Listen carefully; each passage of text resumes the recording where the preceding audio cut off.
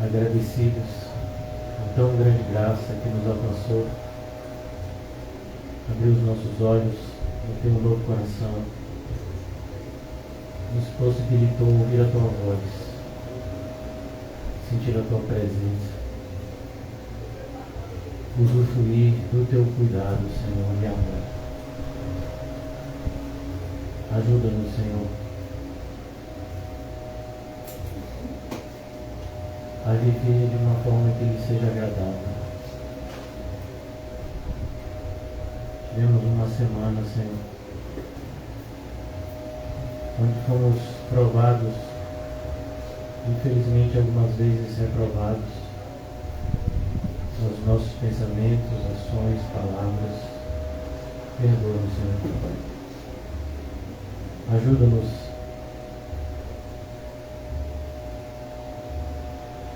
a enxergar aquilo que de fato ainda precisa ser transformado em nós. Fortalece-nos, Senhor, para não voltarmos atrás daquilo que já abandonamos. Livra-nos, Senhor, das constantes tentações desse mundo, do perigo do engano, do auto-engano, Senhor.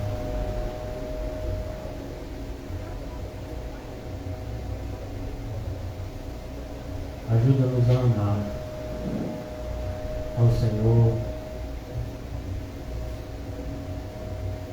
da maneira como o Senhor merece ser amado, com toda a primazia, honra.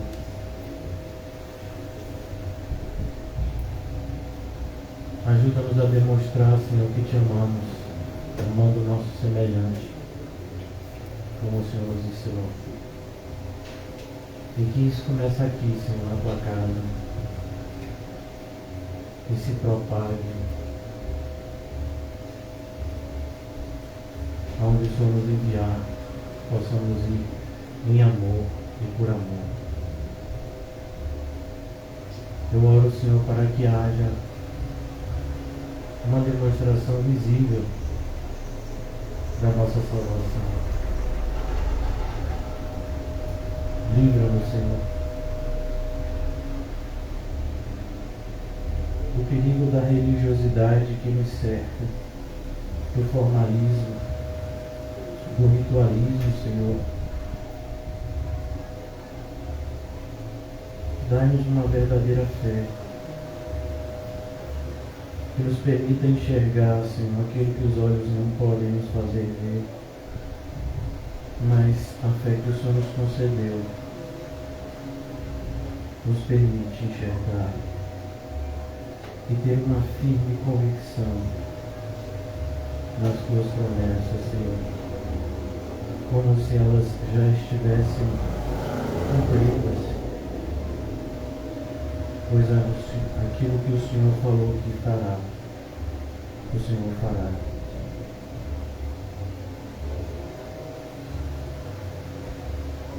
Obrigado, Senhor, mais uma vez. Ajuda-me na exposição da Tua palavra. Ajuda-nos a termos ouvidos para ouvir e um coração apto e desejoso a Te obedecer.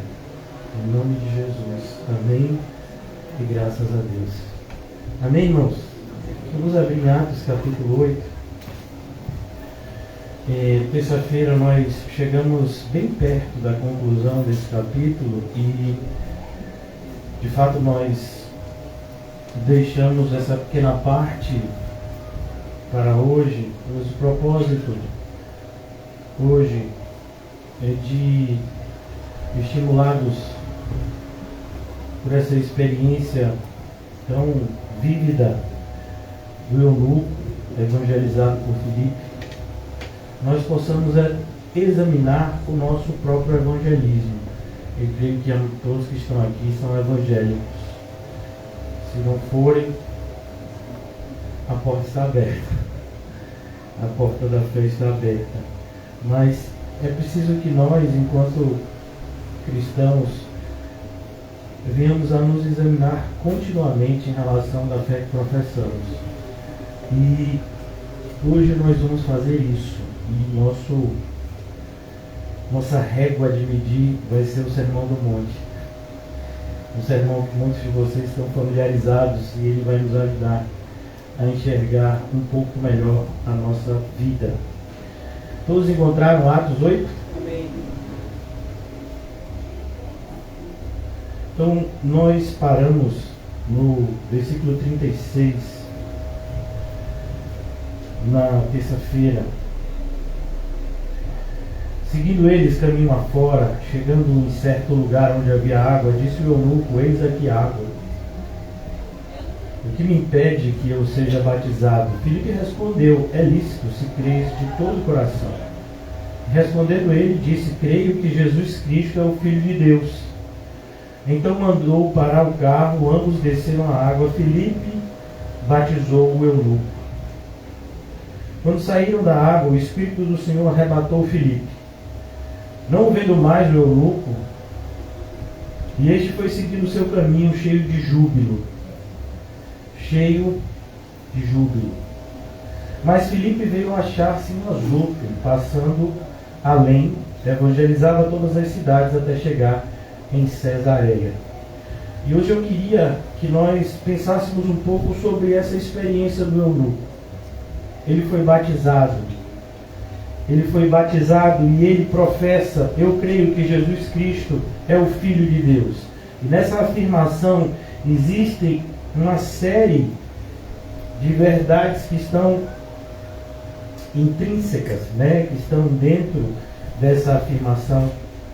E nós precisamos raciocinar um pouco. Se não, vejamos, abra comigo em 2 Coríntios, só para que a gente possa entender a importância de nos examinar constantemente. O autoexame, irmãos, ele nos protege de duas formas. Se nós não somos um cristão ainda, temos a oportunidade de ser. Uma vez que nos examinamos, podemos identificar se a nossa profissão de fé foi sincera ou não. E, em segundo lugar, nós podemos também, se já somos cristãos verdadeiramente, nós podemos analisar se de alguma forma nos desviamos do caminho. E o quanto antes a gente perceber isso, mais breve é o retorno. Um exemplo muito comum é que se você pega um caminho errado e percorre 20 quilômetros pelo caminho errado, você vai ter que voltar 20 quilômetros até o local que você errou o caminho para pegar a direção certa. Mas se em vez de 20 forem 200 quilômetros errados. Então é importante esse exame, e a Bíblia nos estimula. Segundo aos Coríntios, o apóstolo Paulo fala no capítulo 13.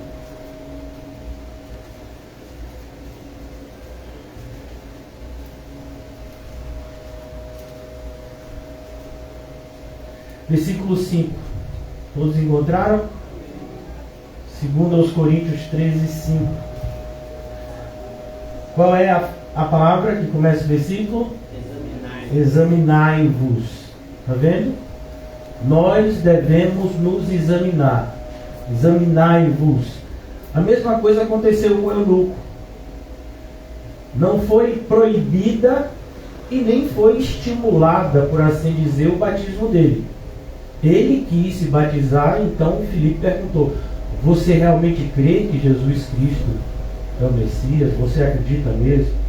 Senão você não deve se batizar. Mas se isso é verdade, perceba que a atitude de nós, enquanto pregadores e evangelistas, todos nós somos evangelistas, é justamente mostrar o Evangelho e mostrar também a seriedade do compromisso.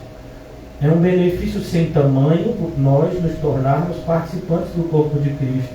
Mas essa participação ela vem com o respectivo compromisso. Então nós devemos apresentar as bênçãos, mas é preciso que a gente apresente também os deveres que acompanham as bênçãos, as dádivas que o Senhor nos concede. Então aqui no versículo 5, o apóstolo Paulo, escrevendo a segunda carta aos Coríntios, algumas pessoas dizem que essa seria até a terceira, Examinai-vos a vós mesmos se realmente estáis na fé. Percebe? Ele está falando para crente, para cristãos que deveriam de fato levar a sério a questão do autoexame. Por quê? Porque é muito fácil a gente se enganar, principalmente em relação a nós. Uma das características da natureza humana, e isso, que coisa interessante, né? Isso não é algo apenas visível na palavra de Deus. Para nós bastaria na palavra de Deus, a palavra de Deus é o suficiente. Mas até do ponto de vista do mundo, né? Do ponto de vista da filosofia do mundo, nós chegamos à constatação que os seres humanos, eles são tendentes a serem muito mais exigentes com o outro do que consigo mesmo. Nós somos pessoas extremamente coniventes com os nossos erros. Algumas vezes a gente até nem reconhece o erro. A gente dá outro nome para que o pecado não seja visualizado como pecado. Mas em relação aos outros, na maioria das vezes, a gente tem um olhar extremamente crítico. Isso é uma característica normal do ser humano, que vem em virtude da queda. Nós não nos amamos como deveríamos. Então o apóstolo Paulo aqui, ele diz, olha, você precisa se examinar. Você precisa ver se realmente você está na fé. E perceba, está na fé. Porque uma coisa, irmãos, é começar. Outra coisa é perseverar. Uma externalização visível da nossa fé, por meio, eu quero me batizar, é algo maravilhoso. Mas a gente sabe muito bem, irmãos, quantas pessoas já se batizaram aqui e voltaram para o mundo pouco tempo ou muito tempo depois.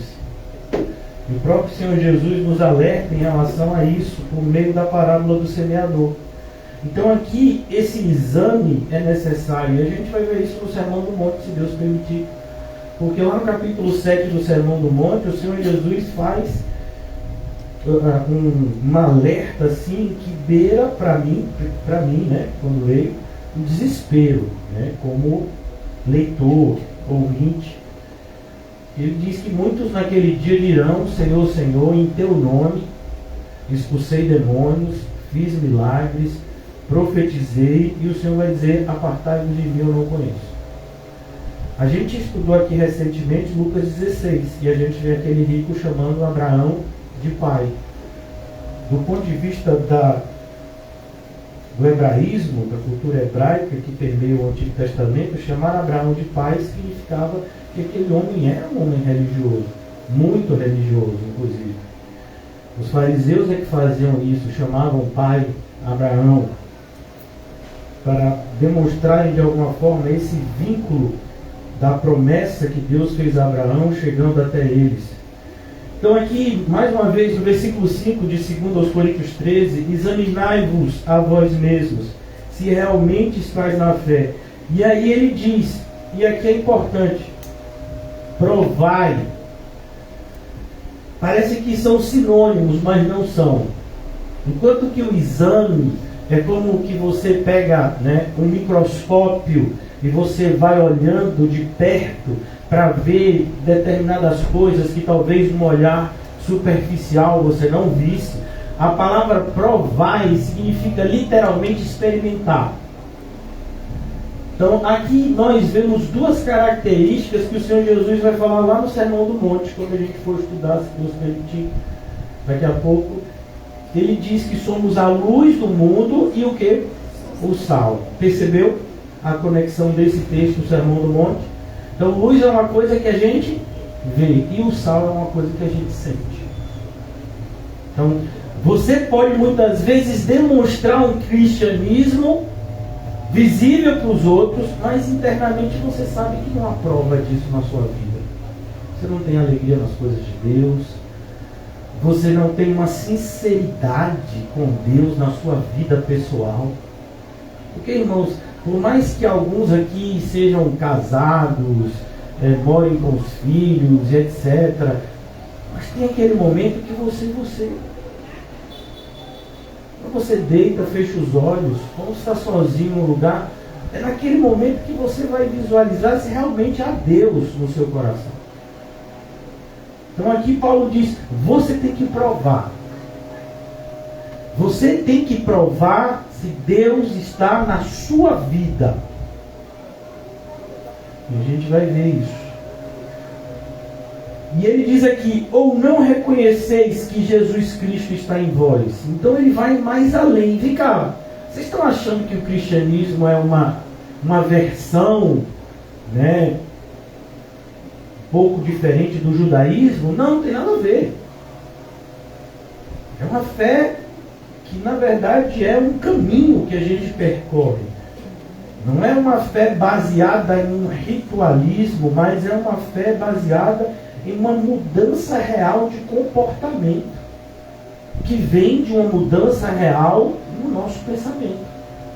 Por isso que em Romanos capítulo 12 ele diz, o apóstolo Paulo, pelo Espírito, diz, não vos conformeis a este século, mas transformai-vos pela renovação do vosso entendimento. E o entendimento transformado gerará um comportamento diferenciado. Então aqui ele diz, reconheceis que Jesus Cristo está em vós? É uma pergunta. E aí, ele está ou não está? Quem pode dizer isso? Você. Como a gente já falou aqui, talvez até de maneira exaustiva, eu posso visualizar determinados comportamentos errados de vocês externos, vocês também o meu. Mas a maior parte dos equívocos que os cristãos verdadeiros ainda cometem estão dentro. E por isso nós é que temos que ser o nosso maior fiscal. Nós temos que aprender a ser extremamente exigentes conosco, né? É isso que a Bíblia ensina. Se não é que já estáis reprovados. Perceba que não há alívio do apóstolo Paulo aqui. Paulo está dizendo que só tem essas duas opções. Ou você está aprovado ou você está reprovado. É como as crianças que estão aqui hoje, né? E nós aqui que já frequentamos a escola. No final do ano, independente, né, se você tirou 10 ou se você tirou 6, 7, 8, 9, vai estar lá aprovado ou reprovado. É isso ou não é? Aí tem gente que diz, eu já ouvi isso várias vezes, né? Já pensei isso quando eu era estudante, não tinha Cristo. Vamos imaginar que a média é 6 e o aluno é reprovado porque ele tirou 5,9. Aí ele diz, foi o professor que me reprovou. Que absurdo, eu tirei 5,9. Ele só precisava me dar um décimo, como se fosse a obrigação do professor dar aquele décimo. Como se não existisse uma obrigação dele, aluno, atingir os 60%, que seria a nota 6. E isso é só um exemplo para a gente ver como a gente transfere a nossa culpa para os outros. Até nas pequenas coisas. Você teve um ano inteiro para atingir aquela média.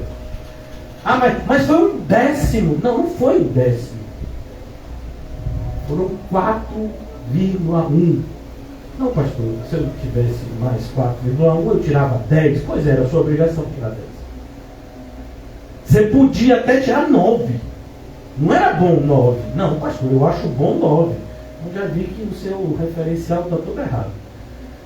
Podia tirar 8, 7. Você podia tirar 6, passar arrastado. Mas você tirou 5,9. E agora quer dizer que a culpa é do professor. Então a gente traz esse exemplo agora para o cristianismo. Então vamos se examinar. Como é que está a nossa fé? Porque só tem essas duas opções. Não tem nota 7, 8, nota 4. Não, ou você está aprovado ou você está reprovado. E eu queria já, iniciar essa abordagem. Como é que a gente vai mensurar? Então vamos trazer uma perspectiva de que cada passagem, cada versículo desse aqui, e é bastante versículo. Ainda bem que os irmãos... vocês sabiam que hoje é a primeira vigília, né? Não? Ninguém falou ainda? É bom que vocês estão sabendo agora. Então até 5 da manhã a gente tem bastante tempo para percorrer aqui Mateus 5. Mateus capítulo 5. Então vamos imaginar que cada versículo desse, cada preposição dessa do Senhor Jesus é como se nós recebêssemos um décimo. E aí no final a gente vai fechar a nota da gente, tá certo? Com certeza todo mundo aqui vai gabaritar, como dizem, né? Vai fechar a prova, vai tirar 10 com louvor, aleluia, glória a Deus. Mas precisamos nos examinar, né? Afinal de contas é como um professor que tem que corrigir a prova, mesmo sabendo que todos os alunos vão tirar 10, amém? Não é assim não? Eu pensei que fosse. Então aqui, capítulo 5 de Mateus, todos encontraram? Mateus, para facilitar a vida de vocês, ele está no Novo Testamento. Então, vendo Jesus as multidões, percebe? Jesus viu quem? Os discípulos? As multidões. Sempre importante a gente fazer esse autoexame para nos colocar no grupo específico. Será que a gente é a multidão ou a gente é os discípulos? Nosso comportamento é que vai dizer nosso pensamento. Vendo Jesus as multidões, subiu ao monte. E como se assentasse, era o costume da época, né? Que aquele que iria pregar se assentava e as pessoas que iriam ouvir ficavam ao redor. Aproximaram-se os seus discípulos. Então você percebe, tem um grande grupo de pessoas e aqui Mateus já subdividiu esse grupo de ouvintes em 2 subgrupos. Quem são? As multidões e os discípulos. E qual é a característica que a gente já viu até aqui no texto? Os discípulos, eles estão mais próximos. Isso não é por acaso. E ele passou a ensiná-los. Perceba, ele ensinou a todo mundo. E ele vai dizer, inclusive, algumas vezes aqui nesse sermão, quem tem ouvidos, ouça. Por quê? Porque uma pessoa que está na multidão, ela pode ser alcançada pela mensagem, se converter, se tornar um discípulo. Ao passo que também alguém que já se identifica como discípulo, pode não ser discípulo. Pode, de fato, ter externalizado uma aceitação que não foi sincera. Então, Jesus aqui, ele vai apresentar um panorama acerca do reino que ele veio trazer. Por isso que muitos estudiosos da Bíblia colocam o Sermão do Monte como se fosse uma espécie de constituição, né? A lei do reino dos céus, a lei que vigora no reino de Deus. E a primeira coisa que a gente vê aqui são a maneira como o cristão verdadeiro enxerga o mundo. Por quê? Porque quando nós somos alcançados pela graça, há uma mudança do nosso entendimento. Essa mudança, ela acontece de uma vez por todas e ela vai acontecendo também um pouquinho a cada dia que a gente caminha na fé. Assim como o arrependimento, ele é algo definitivo, acontece uma vez para sempre, e se ele aconteceu de verdade, você vai se arrependendo cada vez mais à medida que você vai percebendo que, como cristão, existem ainda comportamentos que precisam ser adequados à fé. Então aqui na primeira parte, nós temos as chamadas bem-aventuranças. E o que são as bem-aventuranças? É a maneira como o cristão enxerga o mundo diferente do ímpio. E aqui nós vamos ver como se tivesse assim, não sei, quando a gente está na escola a gente faz meio que um quadro, né, comparativo. Então é como se a gente tivesse um quadro comparativo entre como você era antes de Cristo e como você é agora com Cristo e como mudou completamente a sua maneira de enxergar o mundo. Então aqui ele diz no versículo 3: bem-aventurado os humildes de espírito. Mas vem cá, nós, principalmente nós aqui no Ocidente, que somos extremamente estimulados com a filosofia grega, de Platão, Aristóteles e etc., nós aprendemos que bem-aventurado é aqueles que têm uma excelência, é aqueles que atingem metas altíssimas e são reconhecidos pelos seus paias justamente por atingir essas metas altíssimas. E aí Jesus ele vem na contramão desse pensamento. Bem-aventurados os humildes de espírito. Então, as pessoas já ficam, mas como assim? Humildes de espírito? E aqui, a característica do humilde de espírito, a gente não vai devagar muito, né, sobre cada ponto, que é o nosso propósito é fazer uma abordagem geral para a gente se examinar. O humilde do espírito, irmãos, é aquele que se enxerga como alguém que depende inteiramente e completamente do Senhor. Isso é o humilde de espírito, de maneira bem simples e sucinta. O próprio Jesus diz, para entrar no reino do céu, você tem que ser como uma criança que sentou aqui no meu colo. Ela é totalmente dependente dos seus pais, para comer, para beber, para dormir. Se ficar doente, o pai não cuidar, morre. Então, o humilde do espírito é aquele que enxerga que sem o Senhor nada podemos fazer. E aí o Senhor diz, desses é o reino dos céus.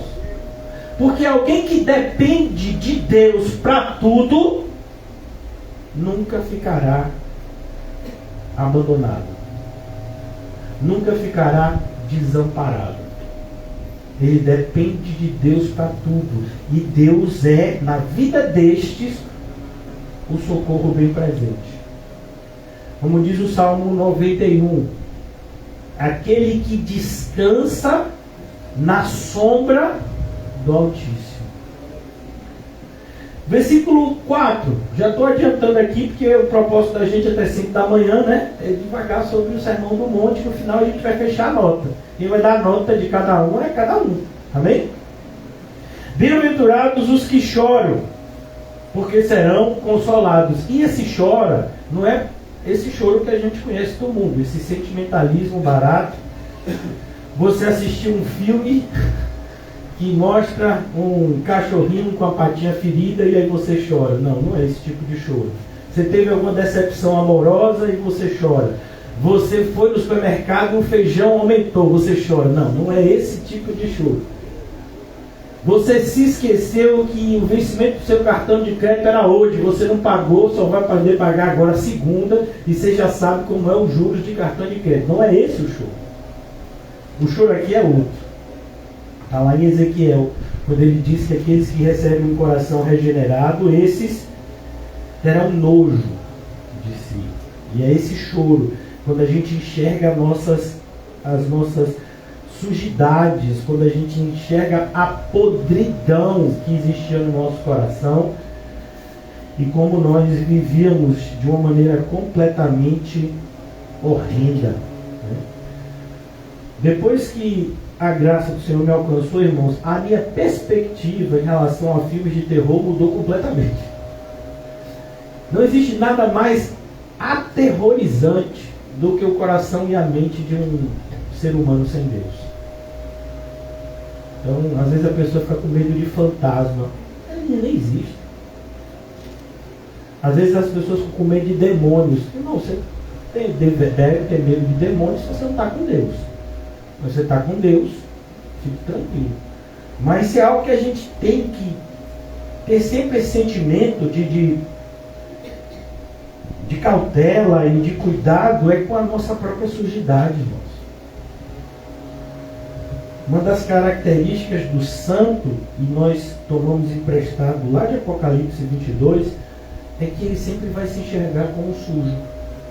Porque senão, como é que ele se santificaria ainda mais? Uma das características do limpo é justamente se enxergar ainda extremamente sujo, porque o limpo limpe-se mais ainda. Então, essa limpeza progressiva, ela tem um fato de que a gente se enxerga sujo. Quanto mais a graça de Deus se manifesta na nossa vida, mais a gente sente. Mais a gente sente dá um exemplo. Você assiste aquele filme Paixão de Cristo e você fica emocionado. Você vê Jesus sofrendo, você fica emocionado. Mas se você não tomar cuidado, você vai ser igual um motoboy lá de Aracaju, que estava tendo uma encenação de A Paixão de Cristo. No momento em que foram dar as chicotadas em Jesus, ele invadiu o palco e começou a querer bater nos atores que faziam os soldados romanos. No meu Jesus ninguém bate. Mas vem cá, se Jesus não tivesse apanhado e morrido daquele jeito, como você seria salvo? Como o caminho que nos leva ao céu estaria aberto, se não fosse pelo sangue de Jesus? Então a perspectiva de alguém que de fato é regenerado e compreende a palavra de Deus, quando ele enxerga ali a crucificação de Cristo lá no filme, né, as emoções são outras. A gente começa a cada chicotada, né, e a gente já sabe como era o açoite romano, tinha várias extremidades, né, e cada extremidade tinha pedaços de ferro e ossos, e quando batia na pele que puxava, vinha a pele, exatamente como o filme descreve. Você devia imaginar que cada chicotada daquela foi por conta de um pecado meu e seu. Foi naquela vez que a gente mentiu, e foi uma mentira para o bem. Tem mentira para o bem? Tem gente que acha que tem. Não, porque se eu falar a verdade vai criar uma confusão. Então assim, Deus sabe que no meu coração eu quero falar a verdade, mas não posso. Foi aquela vez que você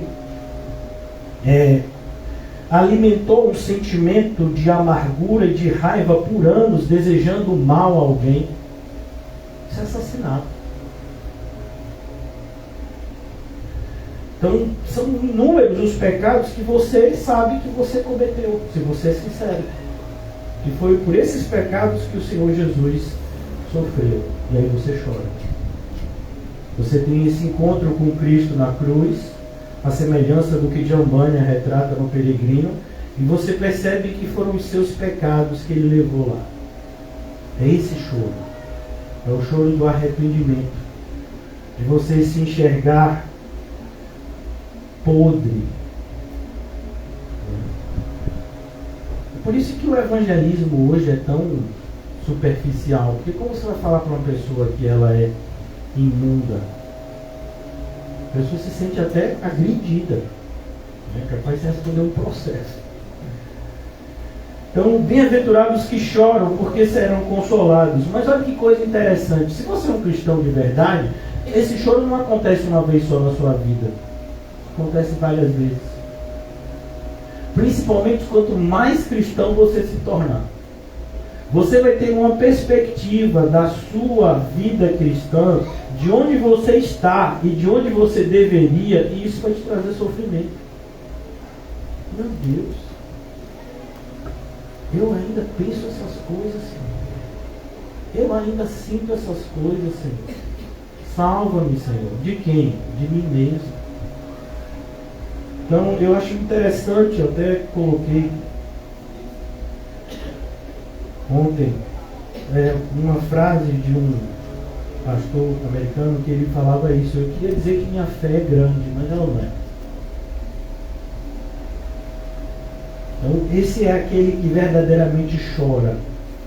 Ele vai e ora, no seu momento de oração com Deus, no seu momento devocional, à medida que a luz vai brilhando mais forte, ele vai enxergando áreas imundas da sua vida que ele nem sabia que eram tão imundas assim. E isso traz um imenso desconforto ao cristão verdadeiro. E ele chora. Então o Senhor vem e consola. Mas tem que ser um choro verdadeiro para que o consolo seja verdadeiro. Percebe que quando a gente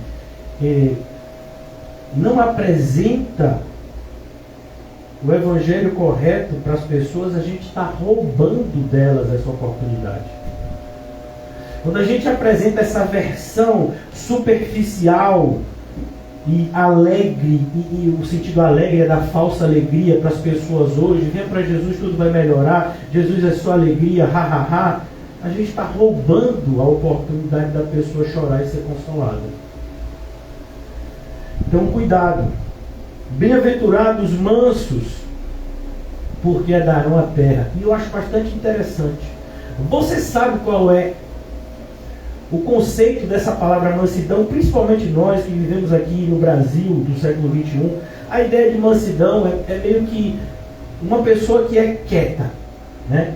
Falando uma pessoa muito mansa, uma pessoa quieta, calada, no canto, não mexe com ninguém, não tem nada a ver com a palavra que está escrita aqui. A ideia de mansidão aqui, irmãos, olha que coisa interessante. No grego, essa palavra, ela traz o significado da seguinte forma. É muito parecida com a palavra que a gente vai ver lá como fruto do Espírito, domínio próprio. O que ele está falando aqui de manso é uma pessoa que tem a capacidade de manter a sua espada na bainha. Então é aquela pessoa que controla a sua ira. Ela poderia. Porque olha que coisa interessante, irmãos. Às vezes a pessoa diz assim: eu sou um cristão, eu não bato em ninguém. Aí você olha para a pessoa: que bom, o cristão realmente, ele não é uma pessoa violenta, pelo contrário, ele não admite violência na sua vida. Mas se essa já era uma característica sua no passado, não houve renúncia. É como uma pessoa que diz assim: eu sou um cristão, eu aprendi a me contentar com as coisas simples. Aí você olha para a vida da pessoa, a pessoa sempre teve uma vida simples. A pessoa nunca usufruiu de nada dessas riquezas que o mundo pode proporcionar. A pessoa nem sabe de alguns aspectos dessa riqueza que o mundo pode proporcionar. Então, essa pessoa renunciou o quê? Nada. Então, às vezes a gente enxerga isso na igreja, as pessoas dizem: eu fiz isso, eu fiz... Você não fez nada, você continua a mesma pessoa que você era antes. Você não renunciou. Você simplesmente botou uma roupa que se adequava já ao seu estilo de vida anterior. Essa palavra manso vai nessa contramão. E tem uma história verídica, né, de um boxeador americano que se converteu. Esqueci o nome dele. Tem até um filme que retrata a história dele. Depois eu posso pesquisar e trazer para os irmãos, até colocar no grupo. E esse boxeador, ele encontrou a graça de Cristo e ele abandonou, né, a vida. Ele era uma pessoa violenta. Além do boxe, ele era violento na sua vida pessoal também. E ele começou a viver uma vida simples, começou a trabalhar, acho que numa fábrica, e de repente alguém, sabendo que ele era cristão, né, começou a provocá-lo. E em um determinado momento chegou até a empurrá-lo, esperando justamente que ele revidasse, e ele não fez isso. E aquilo deixou assim todos perplexos, porque todo mundo sabia que ele podia, num simples golpe, colocar aquela pessoa que estava fazendo isso na lona. A ponto da pessoa que fez isso com ele depois conversar com ele, e esse filme retrata que essa pessoa se arrependeu. Então, é necessário que você admita a sua própria aptidão para a violência para que você possa renunciá-la. E essa é a ideia de manso. Manso é aquele...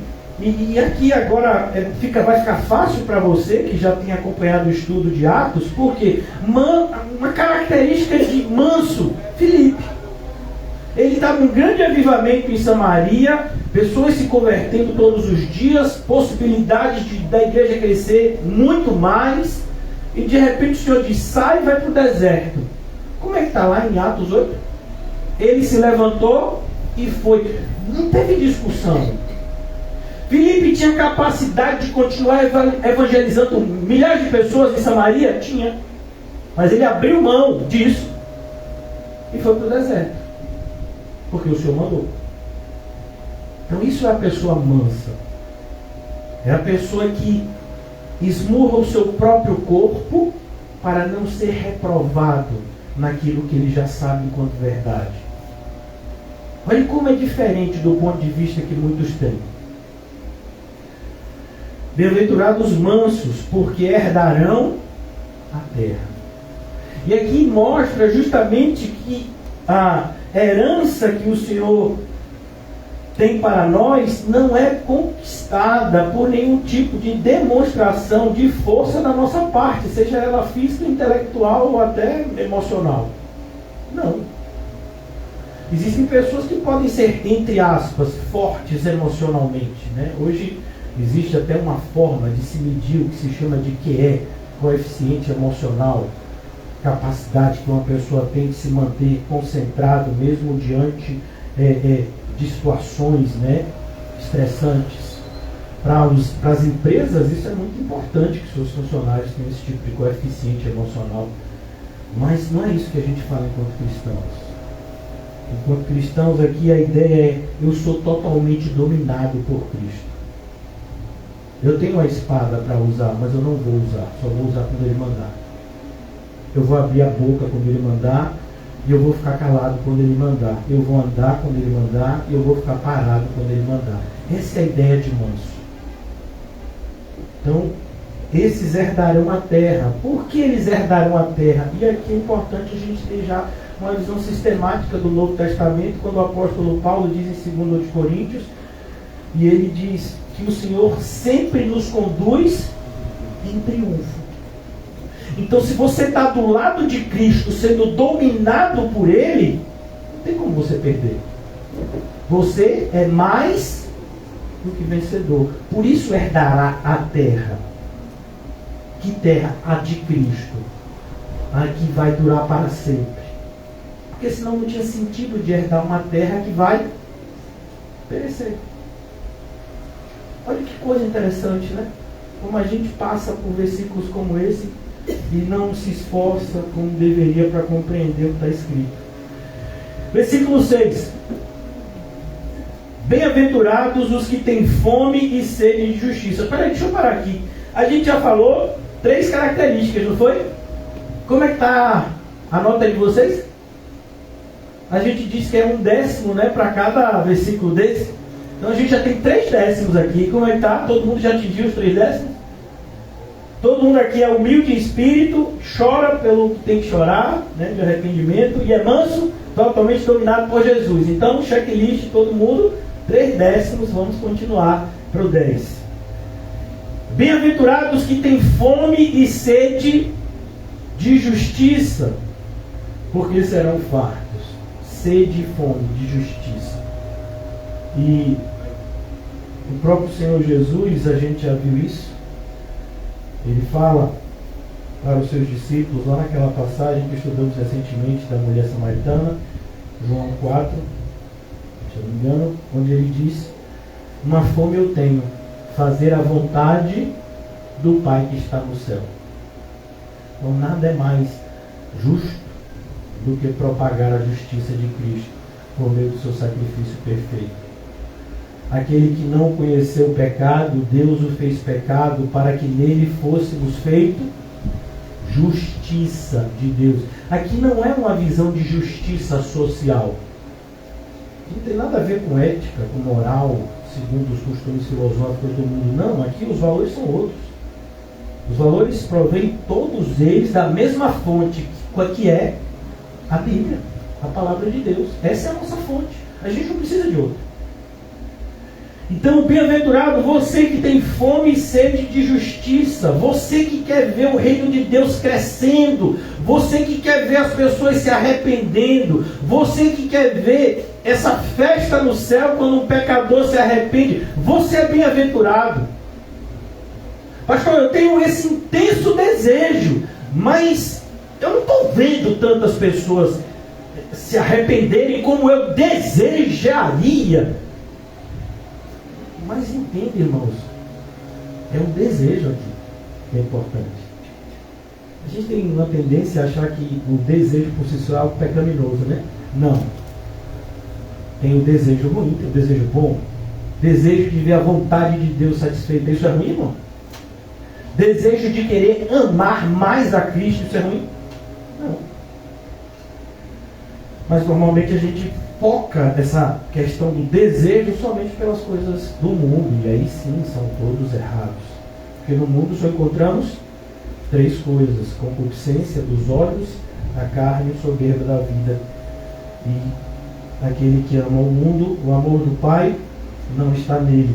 Mas aqueles que têm sede e fome de justiça, e que fique bem claro, é a justiça de Deus. Pessoas pegam esse versículo e querem trazer uma abordagem a algum tipo de justiça social, transformando a igreja numa espécie de instituição de caridade que tem Jesus na capa. Não tem nada a ver com isso. As ONGs fazem isso muito melhor. Então você tem ONG para tudo quanto é lado.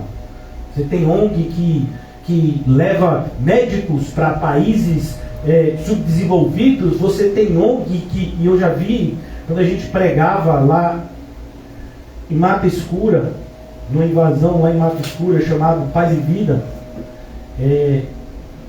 que não tinha paz e tinha bem pouca vida, mas o nome era Paz e Vida.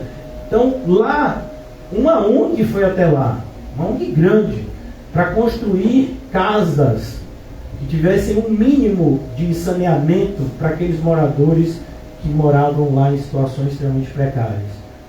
Então você tem ONG para tudo quanto é coisa.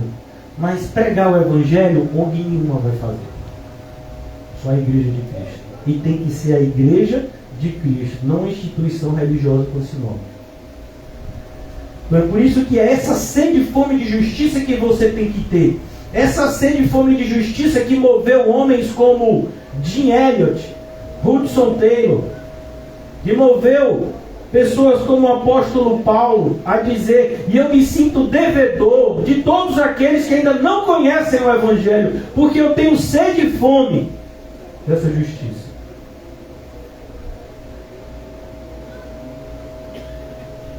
Eles serão fartos. E a ideia de serão fartos aqui, ela combina com uma afirmação de Filipenses. E diz: todo joelho se dobrará e toda língua confessará que Jesus Cristo é o Senhor. Os eleitos de Deus no céu, vocês, aleluia, que já estão aqui com 4 décimos, os eleitos de Deus falam isso com grande júbilo aqui na terra e no céu. Mas os condenados, eles falam isso debaixo de uma tristeza e de uma dor indescritível do inferno. Um exemplo disso: uma legião de demônios estava possuindo um homem lá de Gadara. Eles olham Jesus chegando, descendo do barco, eles adoram a Jesus, já está escrito lá, e eles dizem a seguinte frase: o que temos nós contigo, ó Jesus, Filho do Deus Altíssimo. Percebe que a afirmação daqueles demônios é muito parecida com a afirmação do eunuco? Só que eles são demônios, e o eunuco é um crente regenerado. Por que eles têm essa afirmação parecida? Porque o eunuco fez isso pela fé, que é dada pelo Espírito Santo. E a legião de demônios? Não tem fé. Eles sabem que Deus existe, eles estavam lá. Eles não guardaram a sua habitação, eles não obedeceram a Deus e por isso foram expulsos do céu. E hoje são conhecidos como anjos caídos, espíritos imundos, demônios. Então, eles não têm fé, eles viram. É uma diferença daquele cristão que crê pela fé que recebeu de uma vez por todas. Bem-aventurado, vocês já estão com 4 décimos, amém? Amém? É 1 décimo cada afirmação. Bem-aventurados misericordiosos. Olhe, misericórdia é uma palavra que faz parte do jargão do crente, né? É uma linguagem que faz parte da forma de falar do crente. Errado. Quando você for usar essa palavra misericórdia, tenha cuidado, que é uma palavra tão bonita para você desvirtuá-la falando ela a qualquer momento. Então alguém liga para você e diz: você não sabe, o preço do açúcar subiu. Misericórdia. Misericórdia por quê? Me diga por que misericórdia? Porque o preço de alguma coisa subiu. Qual o contexto de misericórdia nessa frase? Onde é que ela combina? Nada. Mas a gente tem mania, e isso você tem que ter muito cuidado. A gente substitui determinadas palavras inapropriadas para o cristão por palavras do que a gente diria do vocabulário crentez. Está errado. Você não trocou de roupa, você é uma nova criatura. Então fale como tal. Então misericórdia é uma palavra muito bonita. Misericórdia. Existem várias, interpretações, mas a ideia de misericórdia ela está atrelada com uma palavra que a gente conhece bem e pratica não tão bem, que é a palavra perdão. Principalmente nesse contexto que ele diz, olha, você é misericordioso, a misericórdia te alcança. Você não é misericordioso, é sinal de que a misericórdia nunca te alcançou. O salmista Davi, ele diz no Salmo 23, naquela parte finalzinha do Salmo, certamente a bondade e o que mais? E a misericórdia, elas me perseguirão todos os dias. Então, essa misericórdia, esse mesmo Davi que pelo Espírito diz, felizes aqueles em que Deus jamais imputará pecado algum. Por quê? Porque Deus escolheu ter misericórdia com essas pessoas. Lembra-se do que o Senhor falou a Moisés? Terei misericórdia de quem eu quiser ter misericórdia. Então ele diz que esse atributo é um atributo que os seus filhos também têm que ter. Nós sabemos como é ser perdoado, como é maravilhoso ser perdoado, e porque a gente vai deixar de passar isso adiante.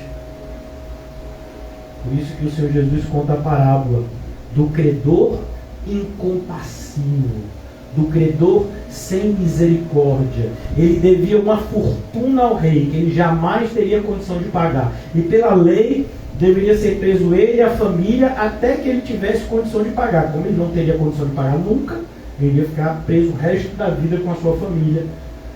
E ele pede que o rei tenha misericórdia dele.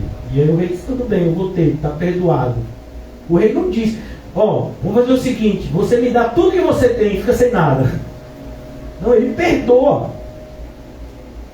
E esse homem, ao sair, ele encontra um que devia quase nada para ele. E aí, vai me pagar ou não vai? Não tenho como pagar agora, me dê um tempo. Não dou tempo não. E botou para prender a pessoa. O rei ficou sabendo. Percebeu que o rei sempre vai ficar sabendo? Ele diz, vem cá, mas eu te tratei desse jeito, por que você não tratou o outro da mesma forma? E é isso aqui. Hoje é sexta-feira, irmãos. Nós tivemos exposição da Palavra de Deus domingo, segunda e terça. Amém? Quarta e quinta nós não tivemos encontros aqui na igreja. Não sei as crianças, que se reúnem na quinta-feira. Como foi quarta e quinta? Eu não vou nem falar de domingo, segunda e terça, porque eu sei que vocês foram bastante misericordiosos nesses dias. Domingo, segunda e terça. Mas e quarta e quinta? Aconteceu alguma coisa na sua vida que você ficou chateado com alguém e você não perdoou essa pessoa? E até agora você está com raiva da pessoa? Ih, pastor, eu estou mesmo, nem lembrava que estava com raiva dessa pessoa, mas estou. Eu ia voltar para casa e ia ver que estava com raiva. Não pode. Não deixe o sol se pôr sobre a sua ira. O perdão, irmãos, ele deve ser instantâneo. A pessoa te machucou agora, você perdoa agora. Você não vai perdoar antes de ser atingido, mas logo depois de ser. É assim que o perdão deve acontecer na vida do cristão. Porque alcançarão misericórdia. Bem-aventurados limpos de coração. Olha que coisa bonita. Limpos de coração. E olha como está extremamente ligado com a promessa anterior, com a bem-aventurança anterior. Limpo de coração. Pode até parecer para alguns ouvidos assim mais eruditos que eu estou falando alguma bobagem, mas são as coisas mais simples que são difíceis de serem vistas e reconhecidas. Então, o que é o limpo de coração?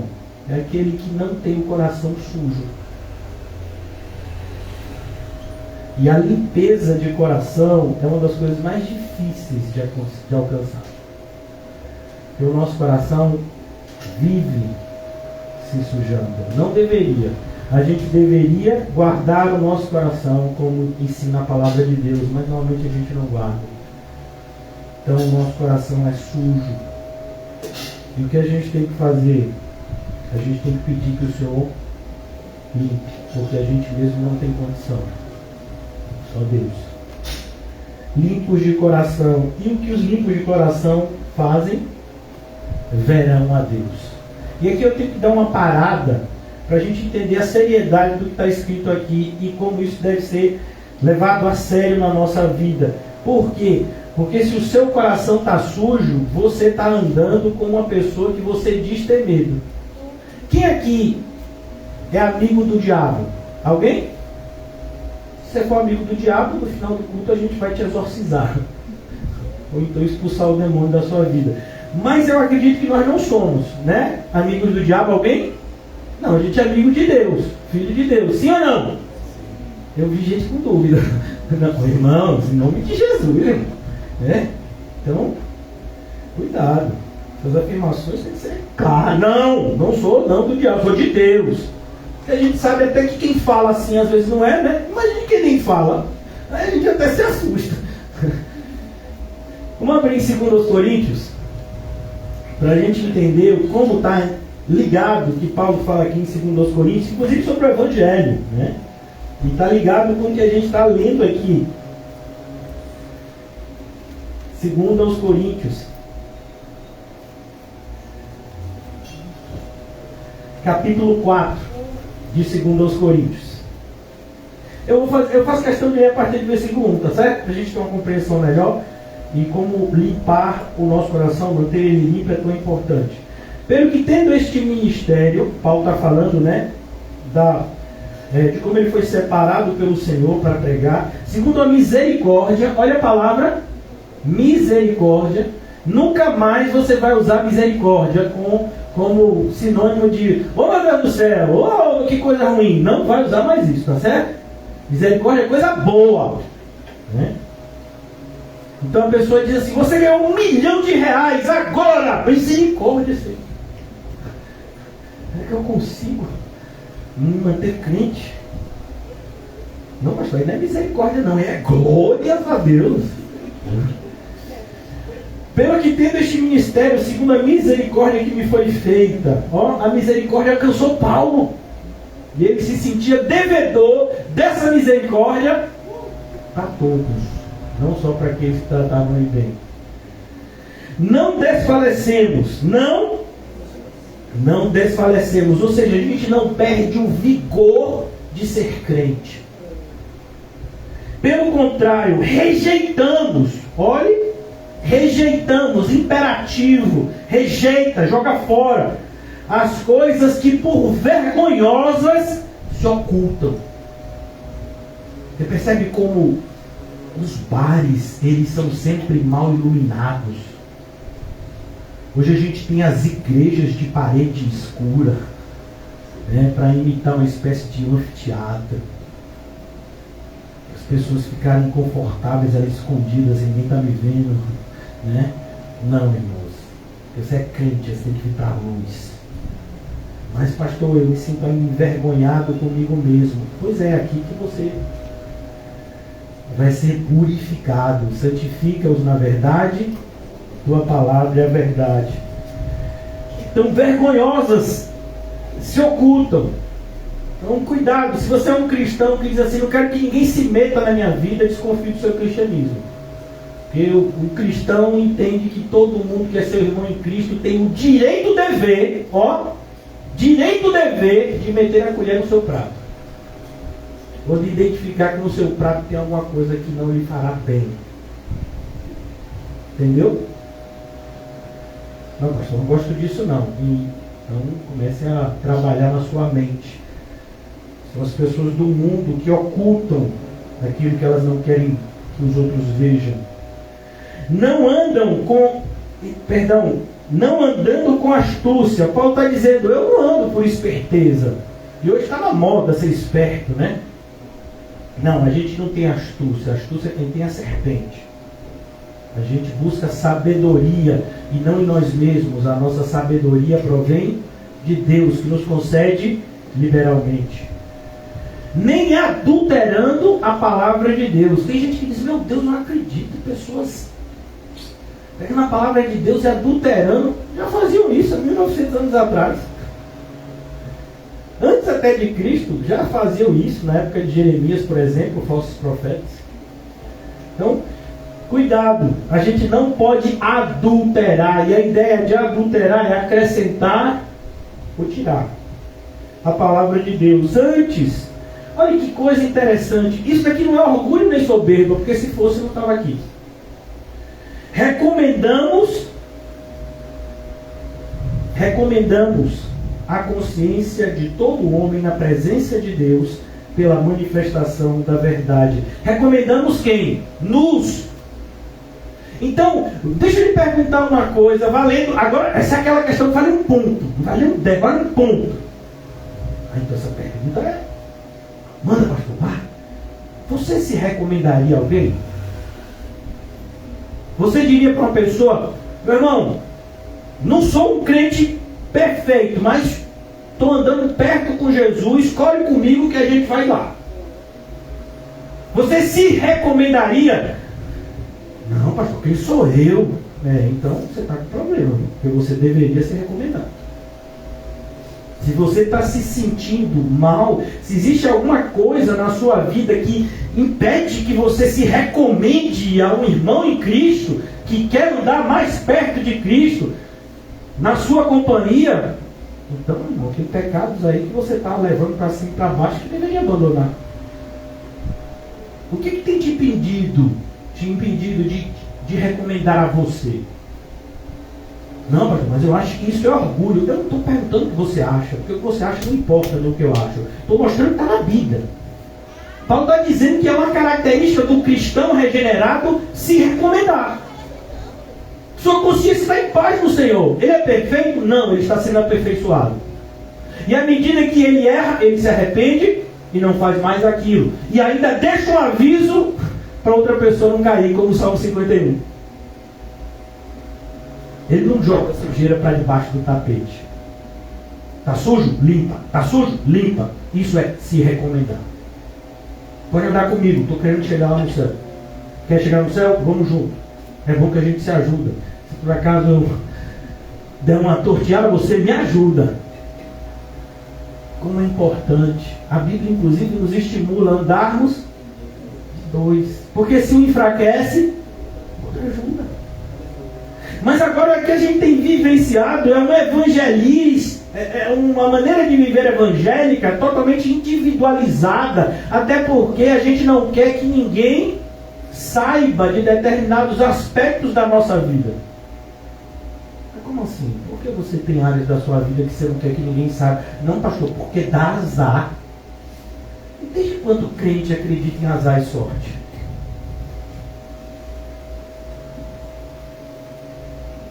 São coisas assim absurdas que permeiam os pensamentos dos evangélicos hoje. Não, pastor, eu não quero dizer como é que está a minha vida, porque eu posso fazer com que irmão sinta inveja de mim. Me explique. Não, pastor, é porque assim, pela graça de Deus, eu morava num quartinho e agora eu moro numa casa assim, que tem piscina, que tem quadra, que tem... Pela graça. Aleluia. O Deus que me deu. E eu não quero falar isso para os irmãos, porque os irmãos podem, sei lá, ter inveja. Por que os irmãos não têm inveja? Por que você não convida os irmãos para tomar uma de piscina lá na sua casa? Para aquela piscina ter alguma utilidade?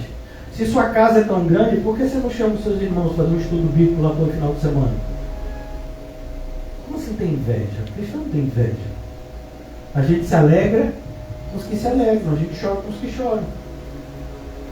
Então, são determinados mitos que ainda permeiam a mentalidade de muitos cristãos. Cuidado, irmãos, a gente anda na verdade. A gente anda na luz. Você não esconde nada de ninguém. Se tem alguma parte oculta na sua vida, essa parte oculta precisa de luz e não de trevas para continuar sendo oculta, mas de luz, para que você se veja na luz plenamente. Mas continuando aqui por causa do horário, só tem até 5 da manhã, né? Versículo 3, 2 Coríntios 4. Pastor, estou todo confuso. O senhor começou em Atos 8, já foi para Mateus. Calma. Estamos em 2 Coríntios 4, 4. Nos quais, aqui fala de um grupo de pessoas. Quais pessoas? Está falando de pessoas. Nos quais o Deus deste século, que foi que ele fez? Cegou. Percebeu como está ligado com o que a gente viu? Os limpos de coração, o que eles recebem de benefício?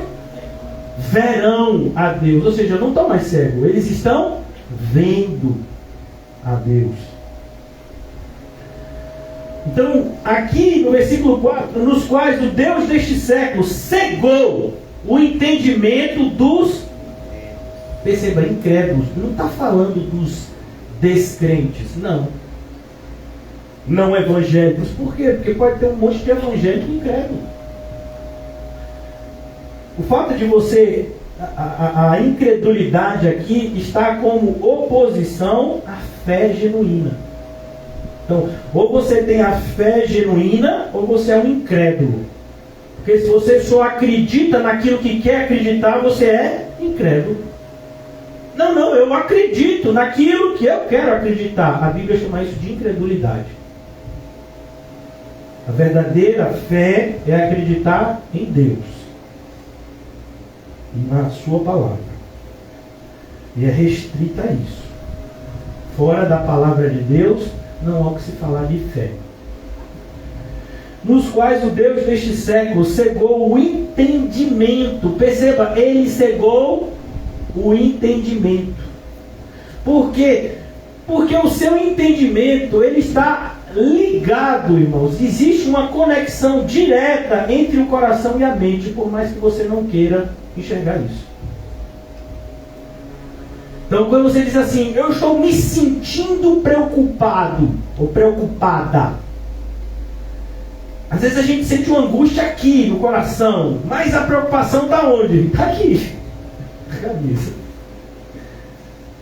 Então, pensamento e sentimento, eles não se desassociam. É por isso que você tem que mudar a mente. Quando você muda a mente, quando você muda a maneira de enxergar a situação, aquela situação não abala o seu coração como abalaria antes. Dá um exemplo. A pessoa morria de medo de barata. Ninguém aqui tem esse medo, aleluia. Até que teve um dia que a pessoa teve que ir se deparar com um ataque sanguinário. Mais de 10 baratas indo em sua direção. E você teve que dizer, ou eu ou as baratas, Deus me ajude. E você foi lá e matou as 10 baratas. E você viu, olha esse negócio de barata, matar barata é até tranquilo. Você vai dar assim, ela morre, olha que coisa. Ainda faz croque. Aí a partir daquele momento que você diz, a barata não me atinge. A barata voadora, ela também pode ser morta. E você não tem mais medo de barata, porque você percebe que barata não tem a capacidade de te fazer mal. O que te fazia mal era o medo que você tinha de uma coisa tão pequena como a barata. Né? Vocês não acontecem isso, amém? Então, quando a gente muda a nossa percepção do mundo, os nossos sentimentos também mudam. É uma ligação direta entre o coração e o cérebro, a mente. O Senhor diz que a gente tem que amar de todo o coração e também de todo entendimento. Não foi assim que Jesus disse? Então aqui ele diz, cegou o entendimento dos incrédulos. Qual o objetivo dessa cegueira? Impedir que as pessoas vejam a luz. Você sabia que a gente faz isso quando a gente deixa de pregar o Evangelho por vergonha, por falta de tempo ou qualquer outra coisa? Você está vendo uma pessoa que está em trevas, você tem a capacidade dada por Deus de apresentar a luz. Isso não significa que a pessoa vai vir para a luz, mas a possibilidade dela vir para a luz só passa a existir quando o Evangelho chegar nela. E não vão ser anjos que vão pregar o Evangelho como a gente já viu. Somos nós, seres humanos. Não vai ser cachorro. Au, au, au, au. O que foi que ele falou? Arrependei-vos e crede. Não, o cachorro não falou isso. Uma vez uma pessoa que se dizia crente disse para mim: pastor, olha esse vídeo aqui, meu cachorro fala. Eu digo, como é que a pessoa faz isso comigo, Senhor? Logo comigo, Deus. Né? Fala, cachorro. Aqui, lá. Com todo respeito, minha irmã, eu não estou entendendo o que ele está falando. Não, ele está falando isso, aquilo. Se o cachorro está falando com você, a probabilidade de sua mente estar descendo para o patamar irracional do cachorro é muito maior do que a mente do cachorro subir para o patamar de ser humano. Se é na Bíblia que você acredita. Então, é um absurdo, né, que a gente ouve hoje em dia, principalmente numa geração como a nossa, onde os pets valem mais do que as pessoas. Você não chama mais cachorro e gato de cachorro e gato, não, é pet. Na minha época, pet era garrafa de Guaraná. Né? Mudou? Mudou, agora não. Agora pet são animais de estimação. Então, cuidado para o seu pet no seu pecado. O Deus desse século cegou o entendimento dos incrédulos para que não lhes resplandeça a luz do Evangelho da glória de Cristo. Olha que coisa bonita. O Evangelho. O que é o Evangelho? É a glória de Cristo. É Cristo sendo colocado no ponto mais alto, onde Ele deve estar. Isso é que o Evangelho faz. Cristo é Senhor. O Evangelho faz isso. E ele diz aqui, quem é que não gosta disso? O diabo. Bem como todos aqueles que estão do seu lado. O qual é a imagem de Deus. Eu queria tanto ver Deus. Como você não vê o Deus? Deus é Cristo. Cristo é Deus. Porque não nos... E agora que coisa bonita. Preste atenção. Paulo diz, nós devemos nos recomendar, mas nós não devemos nos pregar. Olha que coisa. Não nos pregamos a nós mesmos. Ou seja, você não apresenta o que você acha do Evangelho. Você apresenta o Evangelho. Então, não é o que você acha que importa. É o que está escrito que importa.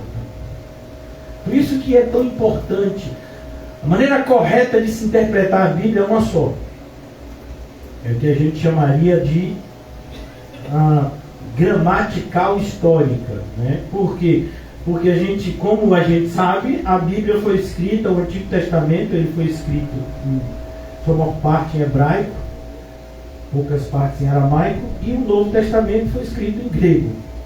Ninguém aqui fala hebraico e grego. Então a gente tem a Bíblia no nosso idioma, que é o português. Mas existem palavras que no português elas não levam o mesmo significado do sentido original. Então a gente estuda o sentido, o verdadeiro sentido que o escritor inspirado pelo Espírito Santo redigiu, no caso aqui Paulo, no caso de Atos Lucas, e o sentido histórico, para a gente entender qual foi o contexto em que aquela mensagem foi enviada. Então, quando a gente entende a palavra e o contexto, a gente pode entender a mensagem. Tem gente que diz, não, a gente entende de forma espiritual. Não é assim não. É por isso de entender de forma espiritual que surgem as maiores heresias na igreja. Quando você, e só você, entende um versículo de uma forma específica, você está errado. A igreja tem 2000 anos. É impossível que em 2000 anos só você tenha essa interpretação desse versículo. Mas hoje está na moda. Eu particularmente, quando ainda não tinha sido alcançado pela graça, mas me acreditava como evangélico, ouvia mensagens, e eu amava esse tipo de mensagem, de gente que dizia, essa mensagem desceu fresquinha do céu. Em 2 anos de história, ninguém nunca falou isso, eu estou pregando aqui agora. Eu ficava arrepiado. Rapaz, eu ouvi uma coisa inédita. Aleluia. Pode dizer para a pessoa que eu estou ocupado, depois eu falo. Então, inédita. Não tem nada inédito. O caminho é antigo, e é antigo desde o profeta Jeremias. Então, cuidado com essas coisas inéditas.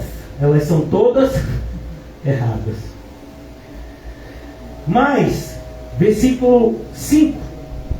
Porque não nos pregamos a nós mesmos, mas a Cristo Jesus como Senhor. Por que Paulo está falando isso? Porque quando eu prego a minha versão do cristianismo, quem é o Senhor da história? Eu. É o que eu penso do cristianismo. Deixa eu dar um exemplo.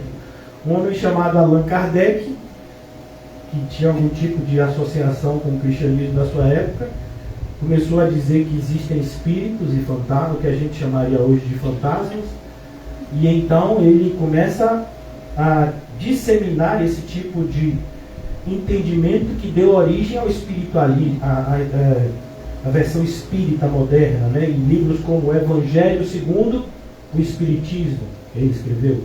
Isso não é Evangelho, não tem nada a ver com o Evangelho. Mas as pessoas dizem assim mesmo e ainda usam o nome do Evangelho, e usam o nome de Cristo, não como Cristo da Bíblia, mas como o Cristo que eles acham que é o Cristo. Então cuidado para que você não se coloque nesse patamar de blasfêmia, né? Então não é importante o que você pensa da Bíblia, importante é o que a Bíblia pensa de nós. Se a Bíblia diz que você está errado, você está errado. Então você não tem direito, e nem devia ter vontade, de mudar a mensagem. Mas infelizmente as pessoas mudam a mensagem porque não se acomodam a ela. É a ideia contrária do que o apóstolo Paulo traz em Romanos 12. Quando o apóstolo Paulo diz, nós não devemos tomar a forma do mundo, ele está dizendo que a gente tem que tomar a forma de Cristo. Mas quando a gente não toma a forma de Cristo, o que a gente faz então? A gente tenta que Cristo tome a nossa forma. Ou seja, Cristo se torna aquele que eu quero que ele se torne. Então, eu quero um Cristo que é milagreiro. Eu quero um Cristo que é rico e que me enriquece. Eu não quero um Cristo segundo o padrão da Bíblia. É o que a gente vê, por exemplo, no Evangelho neopentecostal. Todo mundo que crê em Cristo tem que ser rico, não pode ter problema de saúde e tem que ter uma vida maravilhosa em todas as suas áreas. Não, isso não é verdade. O justo é salvo, muita dificuldade. O caminho é cheio de tribulações. Que história é essa? Por isso, cuidado. É isso que o apóstolo Paulo quer dizer. Nós não pregamos a nós pregamos a Cristo, o qual é a imagem de Deus. E nós mesmos, como vossos servos. Então, qual é a maior coisa que você e eu podemos almejar? Ser um servo de Cristo. E antes de você dizer, eu sou um servo ou uma serva de Cristo, pense bastante. Para que você não seja uma fraude. Nós somos servos, Ele é o Senhor, por amor de Jesus. Não é o meu amor por Jesus que fez isso, foi o amor de Jesus por mim. Porque Deus que disse, das trevas resplandecerá a luz. Ele mesmo resplandeceu em nosso coração. Percebeu como o coração e o entendimento estão ligados? Ele resplandeceu no coração e o entendimento então foi revelado, foi aclarado para a iluminação do conhecimento, coração e conhecimento. Não, eu sinto muito assim coisas espirituais, eu só não conheço muito a Bíblia. Tem alguma coisa de errado nessa afirmação. para a iluminação do conhecimento da glória de Deus, onde? Na face de Cristo. Essa face que eu e você deveríamos ver o tempo todo na nossa frente. Ele o tempo todo está na nossa frente. Voltando agora para bem-aventurança, mas eu já vou concluir, viu, irmãos? Horário. Pastor, e a gente vai ficar com que nota? Calma, vocês estão apressados? Hoje parece que a gente só vai ter 5 décimos para avaliar, né? Então vocês vão se analisar de acordo com esses 5 décimos. Todo mundo limpo de coração? Quem não estava, a partir de agora limpou. Chá! Agora no susto limpou, pastor. Já sinto até melhor. Versículo 9. Bem-aventurados pacificadores, porque serão chamados filhos de Deus. Aí pronto, pastor, deu para mim, me identifiquei. Por quê? Porque eu sou da paz. Não procuro confusão com ninguém. Irmãos, que bom para você, de fato, como cristão, a gente busca viver em paz com todos, mas não é isso que Jesus está ensinando aqui. A ideia de pacificador é aquele que, pela pregação do Evangelho, reconcilia aqueles que nascem em inimizade. Quem é? Deus e o homem. Por isso que a gente recebeu o Evangelho da paz. E nada tem a ver com a pombinha. Né? Que não tem confusão, todo mundo se tolerando. Não é bem desse jeito. Né? Na Bíblia não é bem assim. Na Bíblia a gente tem que tomar cuidado, porque tem coisa que Deus não tolera e a gente também não tolera. Bem-aventurados os pacificadores, porque serão chamados filhos de Deus. E a ideia aqui, irmãos, é, como a gente viu em Filipe, é tão maravilhoso a gente poder fazer esse estudo nessa conexão com esse texto que a gente acabou de ver, Filipe evangelizando o eunuco. Quem é Filipe? Ele é um filho de Deus. O eunuco, depois de evangelizado, um filho de Deus. E o que eles são? São pacificadores. O eunuco, por mais que tivesse com o solo preparado para receber a semente, mas sem a semente, o solo preparado vai gerar alguma coisa? Não. Vamos imaginar que tem um irmão aqui, eu não vou dizer que é um irmão comum, uma fazenda bonita lá em São Felipe, milhares de hectares, irmão, é brincadeira, viu? Mas eu falo isso, as pessoas... Né? Então, imaginar alguém que tem uma fazenda, o irmão Paulo, uma fazenda, né, ele está de terno, e ele tem uma fazenda e a terra lá, inclusive já foram lá analisar, ela é fértil. Já disseram, olha irmão, que plantar aqui dá. Eu já sei o que vai querer plantar, o feijão, daí já sabe. Então, a terra é fértil, você pode plantar o que você quiser. Mas e se não chegar a semente lá, vai dar alguma coisa? Não. Então, por isso nós pregamos o Evangelho. A gente lança a palavra como semeador e a gente sabe que ela pode cair em 4 tipos de solo. Se essa semente encontrar o solo fértil, o que vai acontecer? Ela produzirá frutos. Uma 30, uma 60, mas vai produzir frutos. Então é isso que Filipe está fazendo. Ele leva essa semente. E agora? O eunuco é um pacificador. Ele está indo para o seu país natal, lá a Etiópia, que seria o país que a gente conhece hoje como Sudão, se eu não me engano. E ele está levando a semente da palavra de Deus.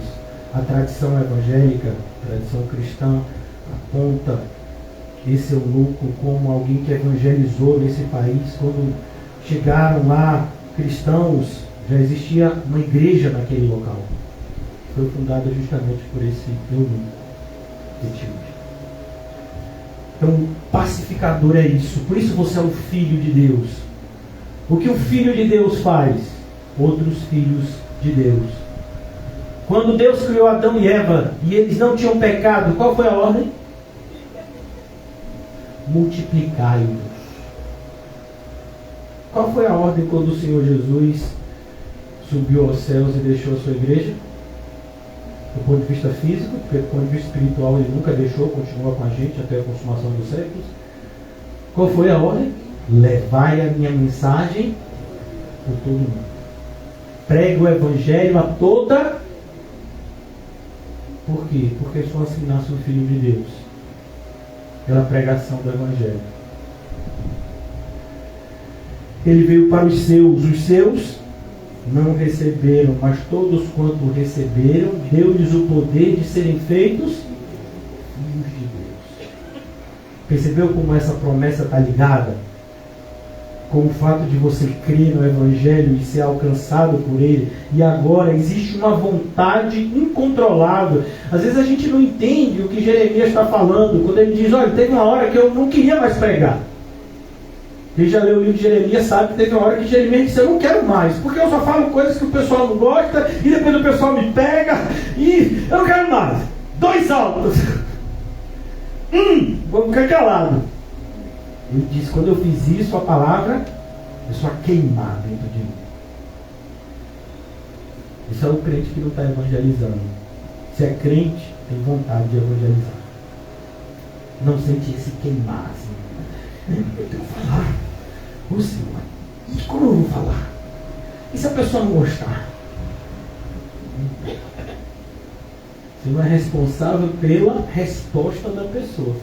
Você é responsável por levar a mensagem. Lado, cada um no seu quadrado. Então, qual é a sua ocupação? Levar o Evangelho. Mas e se ninguém acreditar? Não é problema seu. E se muitos acreditarem? Aí você se alegra. Aleluia. Então, bem-aventurados pacificadores, porque serão chamados filhos de Deus. E aqui eu quero te perguntar, você é um filho de Deus? Você tem vontade que as pessoas creiam em Cristo e sejam salvas? Ou você é aquele grupo de crentes que diz, não, pastor, se for o pessoal que eu gosto, eu quero. Tipo assim, meu patrão, todo que ele seja crente. Esse meu patrão for crente, meu patrão for crente, a gente vai ter afinidade. Mas e aquele vizinho que você ama, porque ele te odeia? Você quer que ele seja alcançado pela graça e salvo? Nada, ele tem que ir dentro do inferno. O que ele fez comigo não se faz com ninguém. Nem que pode, a pessoa me perseguiu por 10 anos, agora Cristo vai para o céu. Não, não aceito. Então, misericórdia ficou longe, né? Pacificadores. A gente não faz seleção dos ouvintes. A gente seleciona aqueles com quem a gente vai andar. Porque as más companhias corrompem os bons costumes, mas a gente não seleciona os ouvintes. A gente prega toda criatura. Pastor, o senhor está me dizendo que uma pessoa pode fazer atos perversos, abomináveis e crer em Cristo e ser salvo? Estou para você aí. Sabe, é uma frase muito verdadeira, né? Que diz assim, se você não é o pior ser humano que você conhece, então você não se conhece muito bem. Como eu disse no começo, né, da exposição, a gente tem essa característica de sempre olhar para as falhas dos outros como se elas fossem maiores que as nossas. É simples, irmãos. Façam um... A gente está falando de exame, então vamos fazer um exame. Vamos imaginar que foi desenvolvida uma máquina que é capaz de colocar na tela todos os nossos pensamentos do dia. Quem quer começar? Por que a gente fica tão milindrado com isso? Porque a gente sabe que a gente pensou coisa que a gente não devia. Se a gente tem arrependimento por isso, chora, como a gente viu, pede para o Senhor que mude isso, você é crente. Mas se você aprende a conviver com maus pensamentos, você precisa ser desconfiado do seu cristianismo. é como uma pessoa que se acostuma a dormir no lixo. Você pode até dormir no lixo por falta de opção. Mas vamos imaginar que você tem uma casa e que você mantém essa casa cada vez mais imunda, porque você se sente confortável na imundície. A gente sabe que isso não é normal. Assim como um cristão, ele não se sente bem na sua sujeira. Então, assim, os nossos pensamentos ainda continuam e continuarão. O cristão vai estar sempre combatendo, viu? Nossos pensamentos. É que você não acha que você vai atingir um estado de espiritualidade que você não vai ter nenhum pensamento ruim o dia todo. Não existe isso. A gente já viu em Gálatas a carne e o espírito militando. Então aqui quando ele diz bem-aventurados os pacificadores, por quê? Porque a gente enxerga, e tem uma frase de Spurgeon que ele diz, olha, pregar o evangelho é mais ou menos assim. Ele usa a expressão, um mendigo falando com outro mendigo, onde a gente pode achar comida. Essa frase é de Spurgeon. Então essa é a ideia. Você não deixou de ser completamente dependente de Jesus. Pelo contrário, você sabe que você é totalmente dependente de Jesus e isso te traz paz. E essa paz você quer que outros sintam também. Então você leva essa paz. Por isso que Jesus diz, olha, quando você chegar numa aldeia, você saúda as pessoas com paz. Mas e se essas pessoas não quiserem essa paz? Não se preocupe, essa paz vai com você para onde você for. Ninguém pode roubar a sua paz. Ô pastor, pode sim. Se hoje mesmo roubaram. Eu cheguei, eu estava em paz no lugar, tinha passado 10 minutos e já estava... Então você não estava em paz. E a paz que o Senhor nos dá é uma paz que excede o entendimento. Todo mundo está... E você, paz. Porque você vê aquele que é invisível nos lugares mais comuns. Está numa farmácia e as pessoas estão brigando por alguma coisa lá. Você tem paz. Você sabe que Jesus é o Senhor daquela situação. Nos nossos assuntos pessoais, mais ainda. A nossa vida não está em Cristo. Então, vou concluir pelos horários. Eu vejo pelos olhares de vocês que vocês queriam que eu continuasse a pregar. Eu vejo, né? Então isso é muito bom, aleluia, glória a Deus. Vocês não queriam que esse momento maravilhoso terminasse, mas tudo tem que ser com ordem e decência. O irmão Paulo já está organizando vigília. Por que ele está organizando? Porque é quem tem um paletó que organiza. O paletó está com ele, é ele que vai organizar. A próxima vigília. Vão orando aí. Não é uma vigília, não é uma coisa boa? Bom. Então, bem-aventurado os pacificadores. Eu quero só relembrar, antes da gente concluir, por que a gente veio para cá, para o Sermão do Monte. Ô irmãos.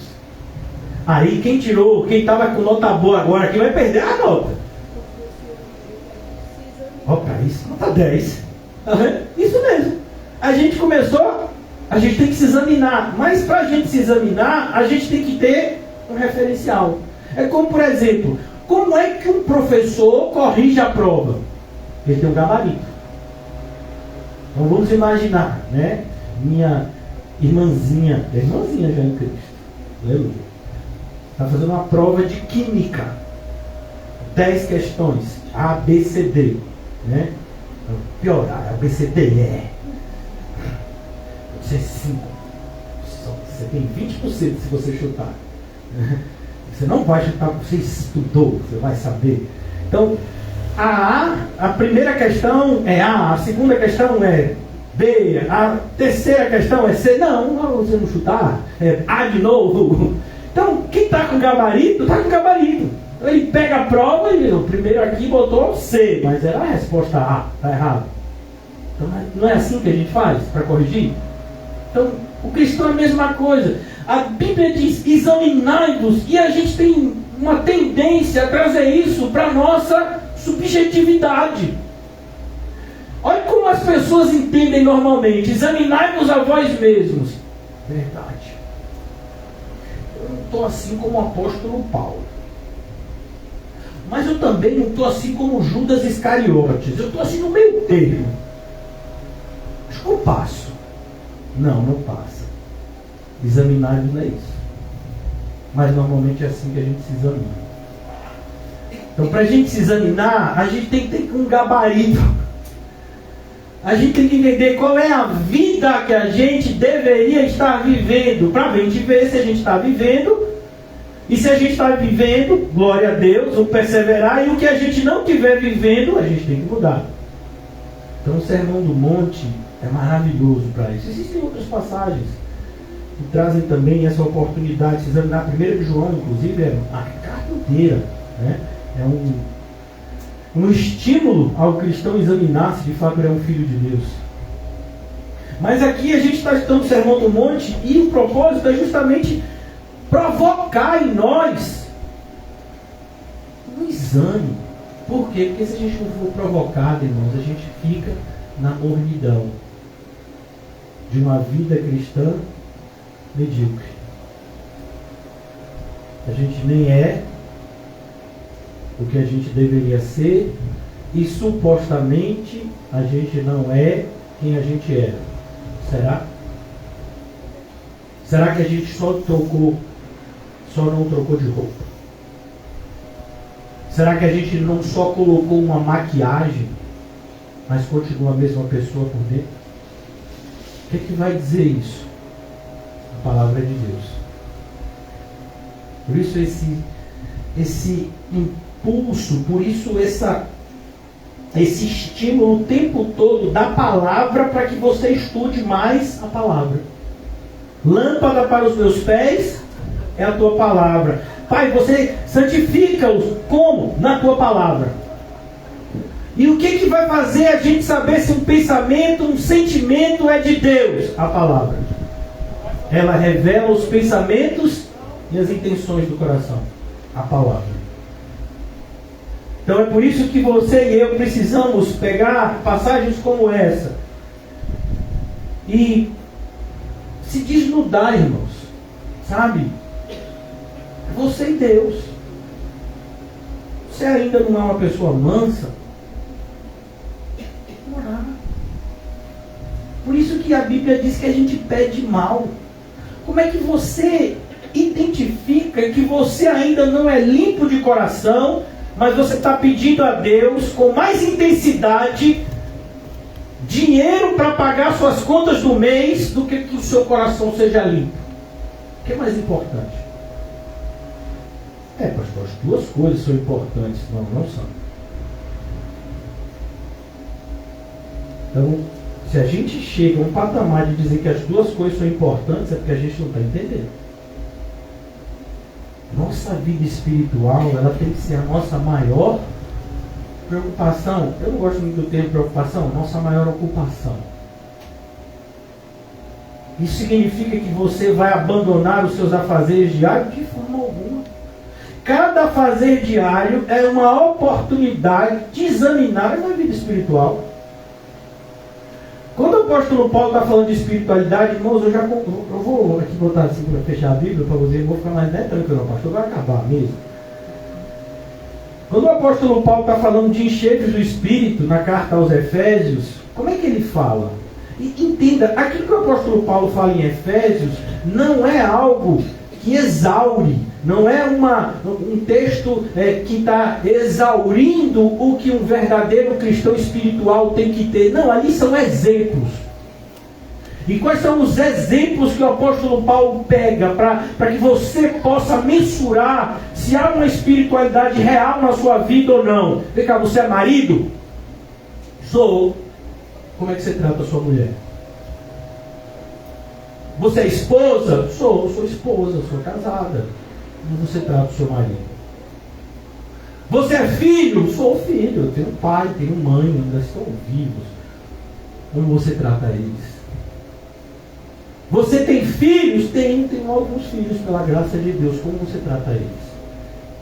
Perceba, fatos ordinários, fatos comuns da vida do cotidiano de alguém, como o emprego. Você tem um patrão?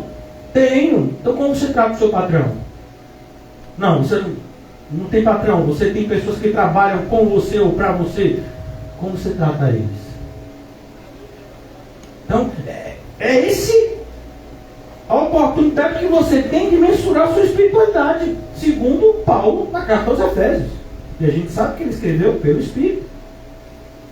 Então a gente comete muito facilmente esse equívoco de querer separar a nossa vida espiritual da nossa vida diária. Não, elas estão ligadas e elas são inseparáveis. Você só pode medir a sua espiritualidade se você se enxerga enquanto um filho de Deus que anda no mundo.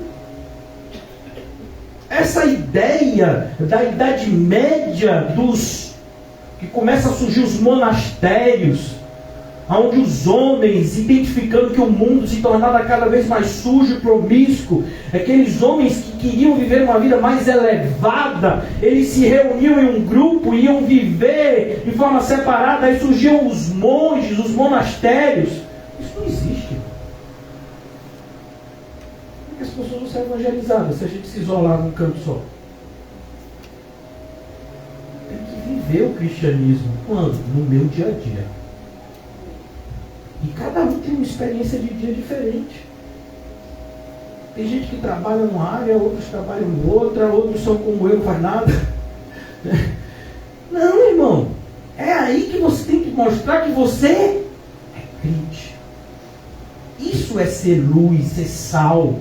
Perceba essas duas características cristãs. Eu vou fechar o caderno também para vocês ficarem mais tranquilos ainda. Agora fechou o caderno, fechou a Bíblia, vai acabar. Meu irmão, a Bíblia aqui, ela está aqui, então eu poderia pregar até amanhã de manhã. Mas entenda isso. É no dia a dia que você tem que ver se Cristo está na sua vida. Então, exemplos do nosso dia a dia. Você anda de bicicleta.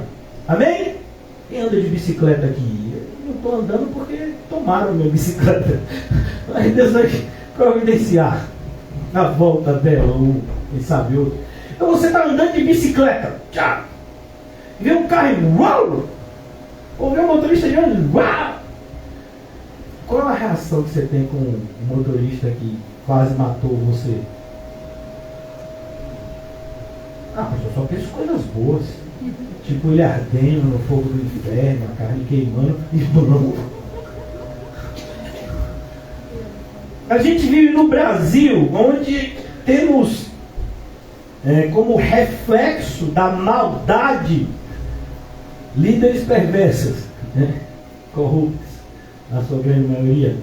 Então chega lá, mais um imposto para você e eu pagarmos. Qual o sentimento quando o noticiário fala? A partir de hoje você vai pagar mais imposto, porque os políticos precisam de mais regalias. Eles têm só um motorista, eles precisam de dois. Eles ganham 50 mil, 60 mil, eles precisam ganhar 120 mil para liderar um país como o nosso, é muito trabalho. Então vocês têm que pagar. Como vocês se sentiriam? Pastor, tem que orar. Tem que orar. E se a partir de amanhã baixasse um decreto, isso não pode acontecer porque a nossa legislação é assim, mas vamos imaginar que a partir de amanhã, por uma decisão unilateral do líder, você não vai pagar mais nenhum tributo. Aleluia! Por que aleluia? Por que isso muda a sua vida? O fato de você pagar uma coisa ou não. Você vai levar isso para o céu? Perceba, irmãos, o cristão, e é isso que eu estou tentando mostrar para vocês, esses acontecimentos do dia a dia, eles não podem gerar em nós nenhum abalo, nem para uma alegria que beira o desvaneio, quando alguma coisa que a gente sonhava acontece, ou uma raiva né, que se transforma em um ódio quando as coisas começam a acontecer na contramão daquilo que a gente pensa que deveria estar acontecendo. Não, o cristão ele está em paz, uma rocha inabalável. Pode soprar os ventos, pode cair a chuva, pode ser o maior temporal. O que é que acontece com a casa? Nada. Isso é o cristianismo. Isso é o cristianismo bíblico. Nos prepara para enfrentar, como o apóstolo Paulo diz em Filipenses, eu soube ter pouco, mas quando veio um período de abundância, eu não me desviei, Senhor. O Senhor sabe disso. Eu posso todas as coisas naquele que fortalece a cada um de nós nele, Cristo Jesus. Oremos. Ó Senhor,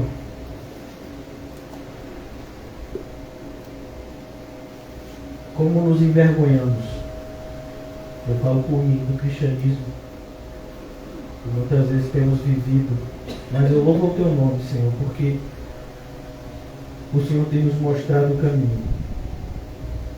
Por isso nos ajuda, Senhor, a completar esse caminho. Não o nosso caminho, porque o nosso caminho não deve mais existir sequer. Mas nos ajuda, Senhor, a caminhar no caminho que por Ti nos foi proposto. Porque esse caminho só nos é possível porque o Senhor abriu com o seu próprio sangue para que passássemos através da ira de Deus até o amor de Deus, reconciliados com o Pai por meio do Filho, nos tornando imerecidamente, inexplicavelmente teus filhos.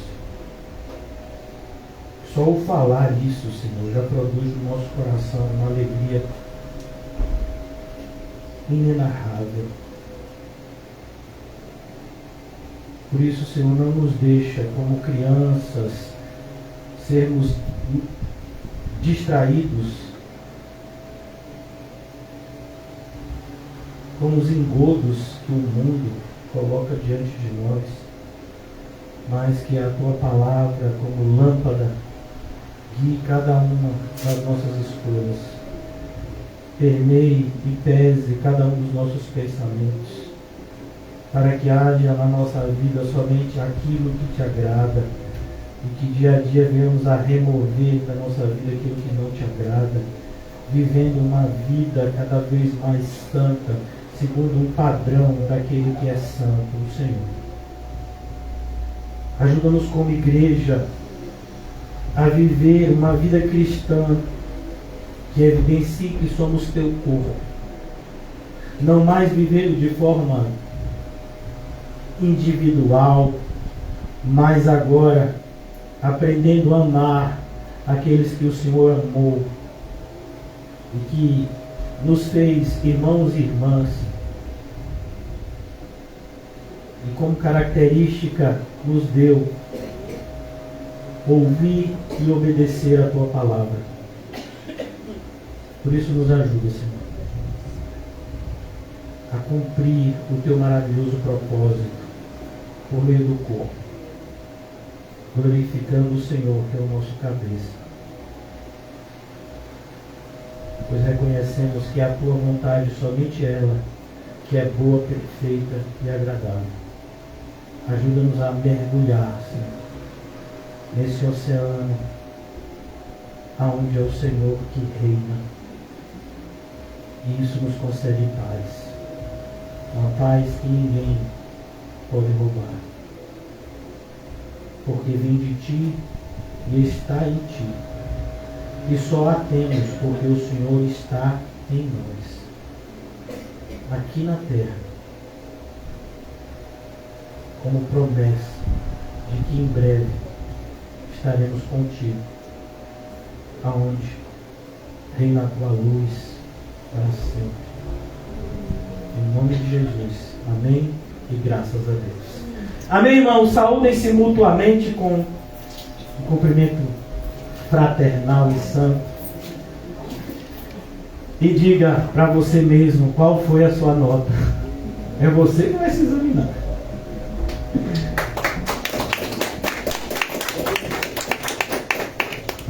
Aleluia. Aleluia.